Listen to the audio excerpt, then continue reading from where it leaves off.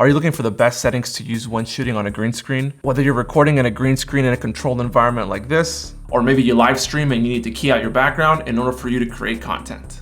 Whether you have the Lumix G7 like I do, or pretty much any other camera, I've got you covered. All right, so to begin, let's go ahead and first break down the green screen setup real quick that I have right behind me. As you can see, to my left is a green screen, and over here to my right is a single light that I use for my whole setup here. Now, lighting is extremely important, especially if you're looking to stream or record content consistently. If you only have one light like I do, you will have a little bit of shadows. However, there's ways for you to avoid that, and that is by using a lantern. I use a aperture lantern for my setup. This light allows for my whole scene to be evenly lit and allows me to get away with some minor adjustments in the post-production workflow that I have. I would definitely recommend having one or even multiple light sources that are hitting your green screen.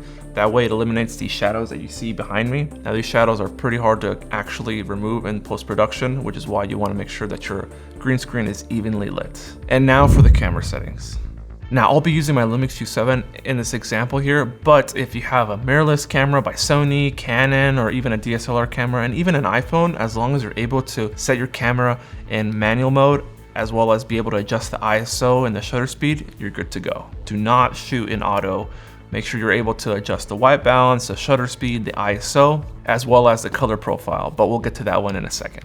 Now, the second most important thing when trying to key in your green screen is making sure that you shoot at the lowest ISO possible. Shooting at a lower ISO means that you'll actually have less noise in your footage, and less noise in your footage means it's easier for you to green screen or your key, whether it's in pre-recorded footage or in a live scenario like using OBS. Now that you have the correct ISO set for your camera, next is white balance. Now, with white balance, you need to make sure you're not shooting on auto white balance. This is due to the fact that depending on your camera system that you have, some cameras, even if you have consistent lighting like this, your white balance is going to be shifting depending on the scene and what's going on. So making sure that you have a set white balance, in this case, in this setup that you see me in here right now, I have a white balance set on my camera to 5500. And then it's due to the fact that with my light that I have, I can actually set the Kelvin range and I have it set to 5500. So I have my scenario and my scene here set to 5500 on my camera.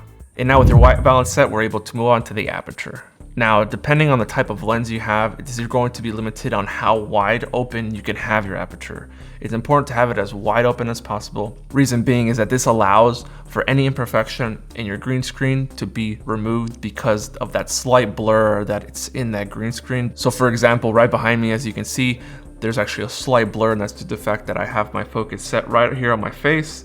So the background is a little blurry. The lens that I'm using is a Sigma 17-50 f2.8. However, with the speed booster I'm using, I'm able to get it down to a 2.0, which creates a nice blurry background that you need, especially in scenarios for keying your green screen. And now on to shutter speed. Now, this is where it's going to definitely depend on what you're doing as a creator. If you're out shooting content outdoors and you're trying to shoot something live action where there's a lot of movement going around, you're definitely going to want to make sure that you shoot at a higher shutter speed on a green screen. And this is due to the fact that if you shoot at a normal twice the shutter speed on your camera, which most of us do, there would be some motion blur that occurs when I'm actually filming on a green screen. For some of us and for most of us, this might throw people off.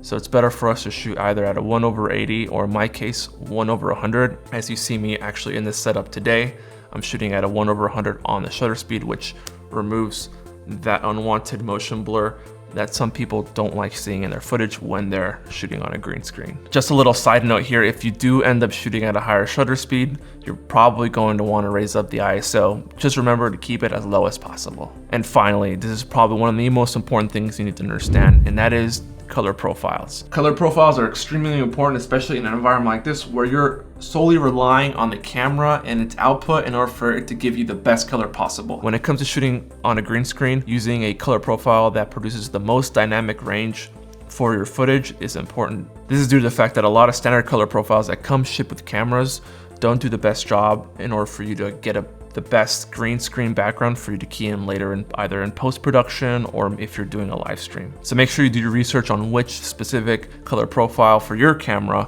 is best for you. But in the case that you have a G7 like I do, I highly recommend this standard profile with these settings if you're doing a live stream. But if you're doing anything recorded like I do, I highly recommend the Cine D profile that you can then manipulate in post later on.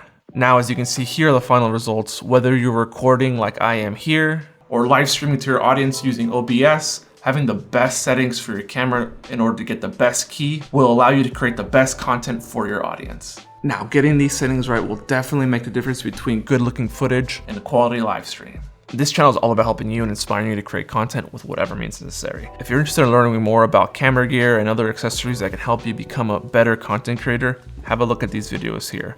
I appreciate you if you come to the end of this video. Thank you so much for watching, and as always, have a great day.